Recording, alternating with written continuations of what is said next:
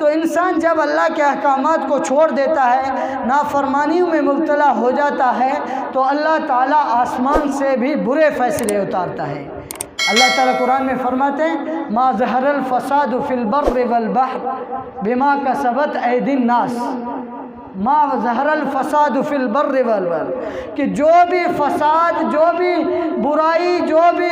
فساد زمین میں ہوتا ہے، چاہے خشکی میں ہو، چاہے فی البر والبحر، چاہے بحر سمندر کے اندر ہو، بما کسبت ایدی الناس، یہ لوگوں کی برے اعمال کی وجہ سے ہے، لوگوں کے برے اعمال کی وجہ سے اللہ تعالیٰ فرماتے ہیں بما کسبت ایدی الناس، یہ لوگوں کی اپنی کمائی ہے۔ جیسے ہاتھوں سے کماتے ہیں انسان، جو کماتا ہے وہ ملتے ہیں نا اس کو، جو محنت کرتا ہے، جس چیز کے لیے محنت کرتا ہے وہ چیز اس کو مل جاتی ہے۔ اسی طرح اللہ تعالیٰ فرماتے ہیں اگر لوگ برے اعمال کرتے ہیں تو ان کو برے اثرات بھی ملتے ہیں۔ پھر ان کو حضور صلی اللہ علیہ وسلم معراج کے موقع پر جب جا رہے تھے اپنے رب سے ملاقات کے لیے، اللہ کے پاس جا رہے تھے ملاقات کے لیے، مہمان جتنا خاص ہوتا ہے نا،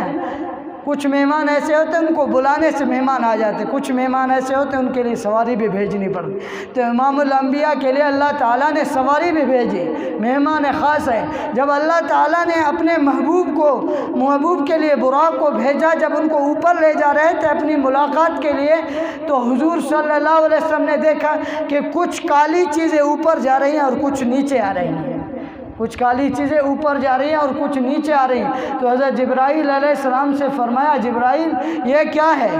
یہ کچھ کالی چیزیں اوپر جا رہی ہیں کچھ نیچے آ رہی ہیں، یہ کیا ہے؟ حضرت جبرائیل علیہ السلام نے عرض کیا یہ آپ کی جو امت ہے اس کے اعمال ہے، اگر اچھے اعمال اوپر جاتے ہیں تو فیصلے بھی اچھے اوپر سے آتے ہیں، اگر برے اعمال اوپر جاتے ہیں تو فیصلے بھی برے اوپر سے آتے ہیں۔ اور اللہ تعالیٰ آگے ایک قرآن شریف کی دوسری آیت میں فرماتے ہیں ما اصابکم من مصیبت فبما کسبت ایدیکم، جو بھی تمہیں مصیبت پہنچتی ہے، جو بھی تمہارے اوپر پریشانی آتی ہے، جو بھی تمہارے اوپر تکلیف آتی ہے، فبما کسبت ایدیکم، یہ تمہارے ہاتھوں کے، تمہارے برے اعمال کی وجہ سے آتے ہیں، یہ تمہارے ہاتھوں کی کمائی ہے، تمہارے برے اعمال کی وجہ سے یہ سب کچھ آ رہا ہے۔